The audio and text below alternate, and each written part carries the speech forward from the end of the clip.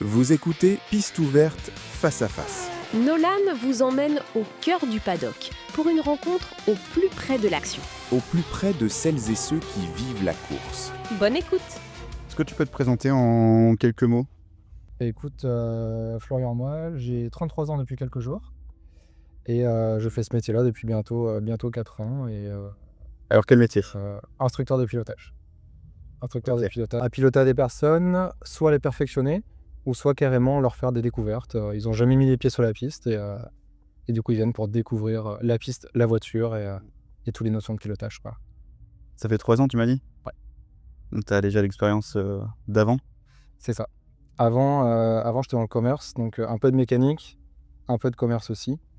Et voilà, c'est vrai que c'était intéressant. Ça crée un feeling aussi avec les personnes. On aime bien le contact humain. Et bien sûr, on reste aussi dans l'automobile. Donc, on aime bien tout ce milieu, quoi. Le commerce côté vente auto? Ouais, côté, pas vente de voiture, mais plutôt vente de pièces détachées. D'accord.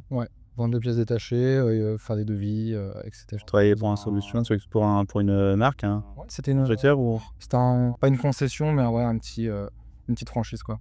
Ok, d'accord, super. Tu as fait la mécanique aussi un petit peu?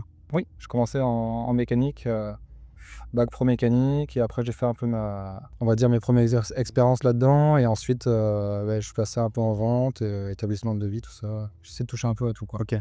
Mécanique auto, Automobile. moto, tu as fait un petit peu aussi? J'ai fait un peu de moto au tout début, et après vis-à-vis des écoles, etc., du travail, des dispos, je suis parti plus dans l'automobile, quoi.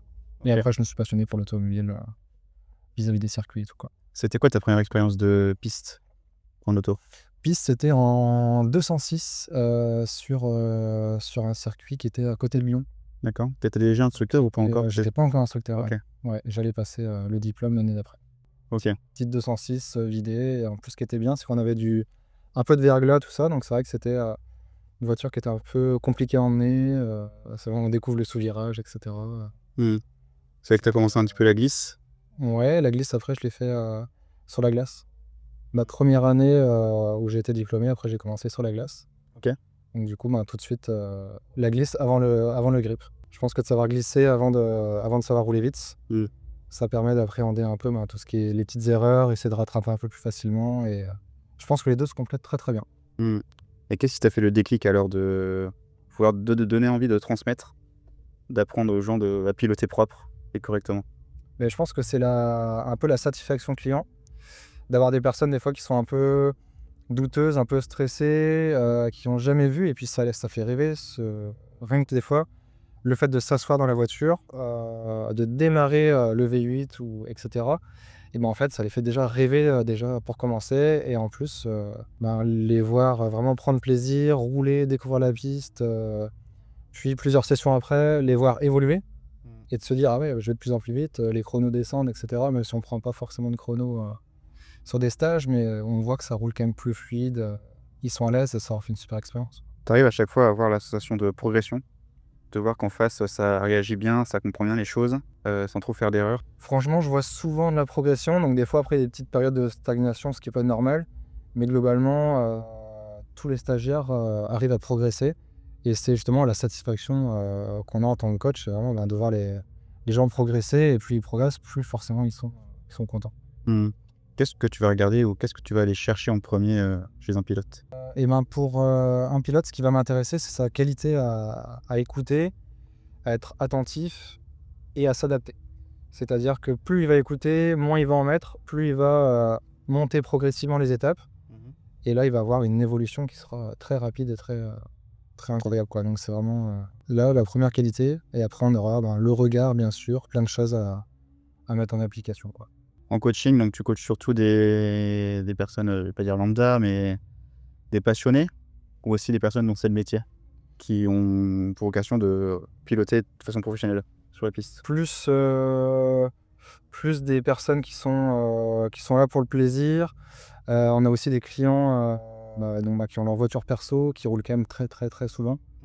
Du coup, qui sont pas trop dans l'objectif chrono, ils sont plus dans l'objectif rouler propre, se faire plaisir.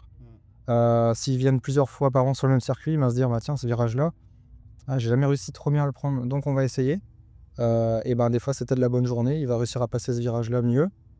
Et voilà, c'est le but de s'améliorer, mais non, j'ai pas trop de personnes qui roulent en compétition, en tout cas en coaching. C'était déjà arrivé d'avoir un client compliqué, à tel point que tu lui as dit stop, on arrête, Ça parce qu'il n'écoutait rien ou il prenait beaucoup trop de risques à chaque fois. Ça m'est déjà arrivé et je pense que c'était pas lui forcément le souci. Je pense que c'est le stress qui a pris la main sur lui. Il n'écoutait pas, il était un peu dans sa bulle. Et là, quand c'est comme ça, malheureusement, on est obligé je suis obligé de l'arrêter, lui dire bah, écoute, prends 30 secondes, on coupe la session en deux, c'est pas grave. Et assez souvent, le fait de discuter dans les stands, bah, du coup, il est plus concentré sur la piste. Donc là, du coup, il t'écoute, il te regarde. Il intègre, il se dit ah oui mince, tac, je réécoute. Et du coup, après être reparti, bah, ça déroule tout à fait bien après. La gestion du stress est différente quand on est côté passager. Non, moi, je suis pas stressé en passager, mais ce qu'il faut, c'est surtout bien anticiper. C'est hyper important d'anticiper. Bah, ça peut aller très vite, quoi. Un frein qui est un peu trop tard, etc. Ça peut vite nous amener à être mal à l'aise. Donc, Situation un peu critique. Ouais. Bien regarder qu'il ait bien les mains sur le volant, bien regarder ses pieds, essayer d'anticiper ce que lui va faire et lui donner les bons conseils, quoi. Et à l'inverse, il y a déjà un client où tu t'es dit waouh, lui il a compris, je laisse rouler, je dis plus rien, il est dans sa bulle. Oui, j'ai eu par exemple des gens qui venaient par exemple du sim racing, du karting. Donc c'est des choses qui sont pas forcément pareilles. Donc au tout début, ben, ils sont un peu sur les premiers tours un peu perdus. Mais vu qu'ils ont ce petit truc, un peu de compétiteur, un peu de dépassement de soi, et ben en fait au bout de quelques tours, ils vont tout de suite intégrer les infos qu'on leur donne. Ils vont optimiser, ils vont chercher à faire de mieux en mieux. Et là, en quelques tours, franchement, on aura des superbes évolutions, quoi.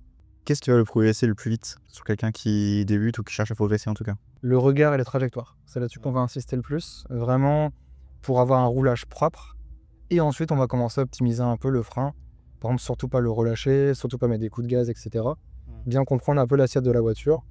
Et voilà, travailler le dégressif. Par exemple, garder son frein en virage, réaccélérer tranquillement. Surtout des voitures comme ceci, où il y a quand même beaucoup de chevaux. Oui. Donc si on met un tout petit peu trop de gaz en sortie, bah, tout de suite, on part sur un stage glisse, quoi. Tu as des préférences en termes de voiture, de catégorie? Pas spécialement. J'aime bien les voitures, par exemple la McLaren, celle-ci.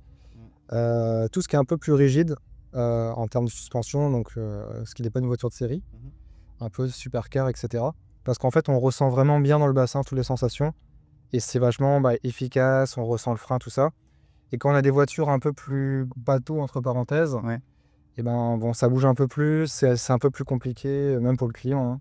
Il se fait un peu embarquer, c'est différent. Si, mais un peu, voilà, un peu plus ferme, un peu plus raide, quoi. Ou plus moderne peut-être, avec plus d'options d'aide, d'assistance.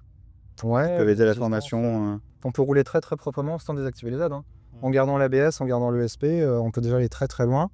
Et après, voilà, si vraiment on veut peaufiner, placer un peu mieux la voiture et tout, on peut descendre un peu peut-être l'ABS, descendre le contrôle aussi ESP, etc. Ok. Donc ça, après, pas besoin d'avoir autant de chevaux que cette voiture-là non plus, par exemple, pour débuter. D'accord. Et la piste grip, qu'est-ce que tu préfères? Qu'est-ce que je préfère? Ouais. Je pense que je préfère la glisse, parce que on joue un peu avec la voiture, on s'amuse un peu. Il n'y a pas trop d'objectifs de chrono, on regarde pas les chronos, mais j'aime bien aussi la vitesse. Là, c'est une super journée, on a une super piste, des super voitures, donc c'est quand même super bien de prendre la vitesse aussi, d'aller chercher un peu la rapidité. Et je pense que les deux activités se complètent. Ce que tu disais juste avant, la glisse amène beaucoup. Ouais.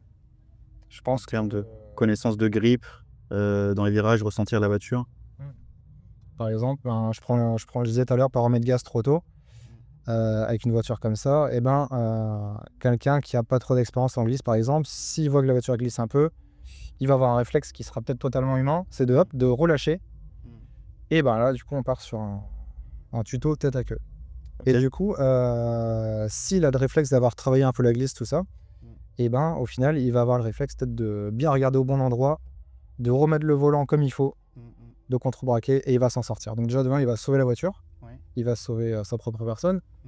Et en plus de ça, du coup, il va sauver son tour. Parce que s'il roule, par exemple, en compétition, plutôt que de sortir de la piste et devoir se faire dépanner, il va juste peut-être aller prendre un vibreur ou deux, aller un peu plus large que prévu, louper un peu sa corde.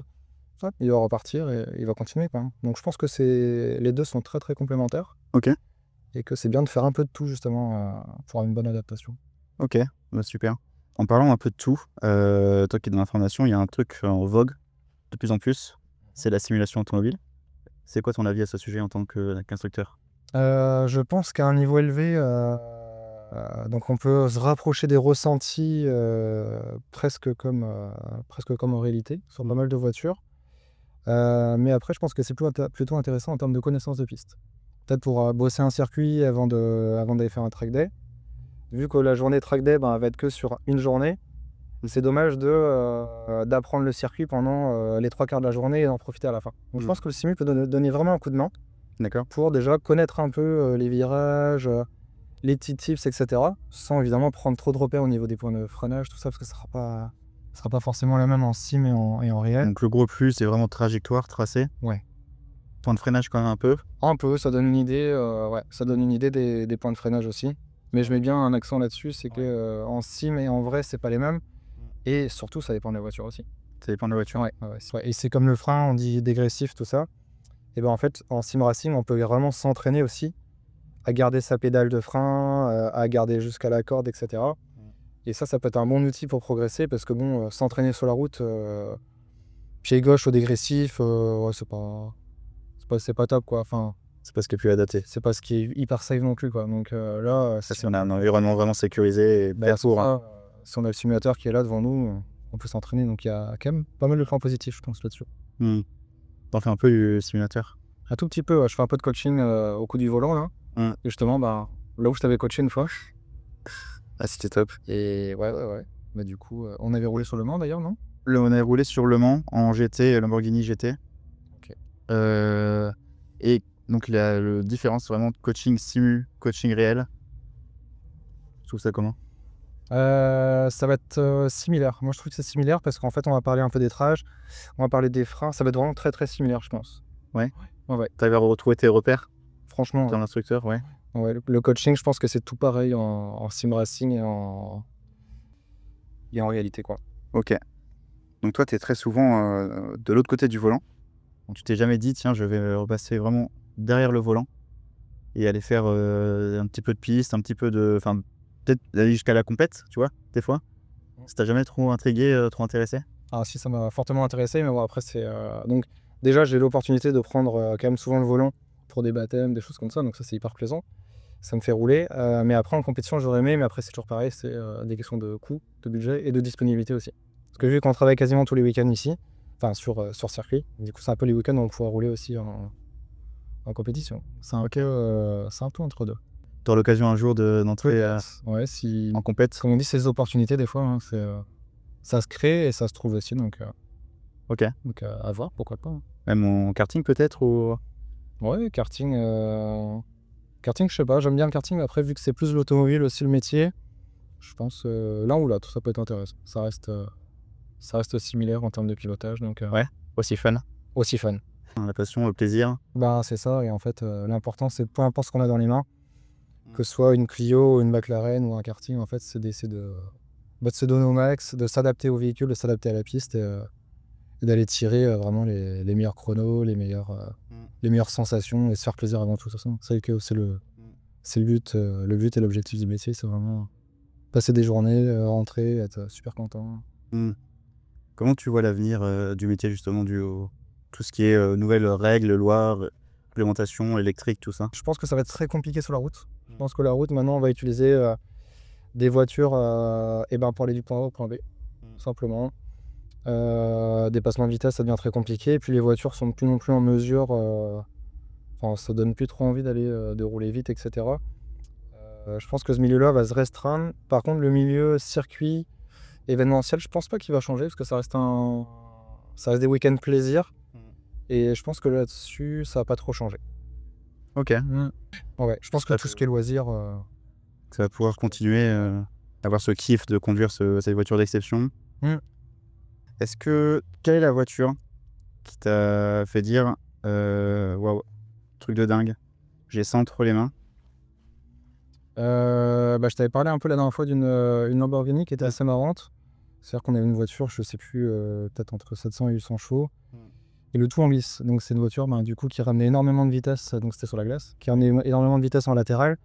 Et là, il faut se dire, waouh, je mets 2 grammes d'accélérateur et ça me propulse plusieurs mètres en latéral. Il faut savoir, du coup, bien la freiner et calmer tout ça, quoi. Et en plaisir piste. Plaisir piste, c'était ici, c'est la GT4 RS. Ouais. Je m'étais vraiment dit, waouh, la sonorité, le châssis, les freins, etc. Puis tout va bien dedans. Et le pire dans l'histoire, c'est que c'est la voiture le soir même, on peut aller à la maison avec. Elle est homologuée route. Donc c'est ça qui est assez impressionnant. Voiture pratique, voiture plaisir. Il y en a d'autres, mais globalement, c'était la voiture du jour où je m'étais dit, ah oui, quand même, c'est un monde à part, quoi. J'avais pris beaucoup de plaisir aussi à la piloter sur piste, ici au Mans. Parce qu'elle elle bouge pas, quoi. Elle est fixe, elle se contrôle facilement. Tu peux aller chercher les limites, les vibreurs. C'est ça, tu l'as dit en main. Très facile à prendre en main en tout cas. Pour moi, en tant que débutant sur piste réelle, c'est vraiment la sonorité, il y a un tout qui est vraiment très agréable, je trouve, dans cette voiture. Ah, c'est hyper complet, ouais. Qu'est-ce qu'on peut te souhaiter pour la suite? Écoute, de continuer comme ça. Pour le week-end, qu'il y a encore du beau temps. Pour l'instant, c'est bien parti, c'est top.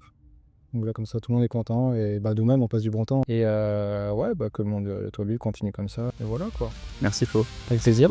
Merci d'avoir suivi cet épisode de Piste ouverte face à face. On se retrouve bientôt pour une nouvelle rencontre au cœur du sport automobile. À très vite pour une nouvelle immersion.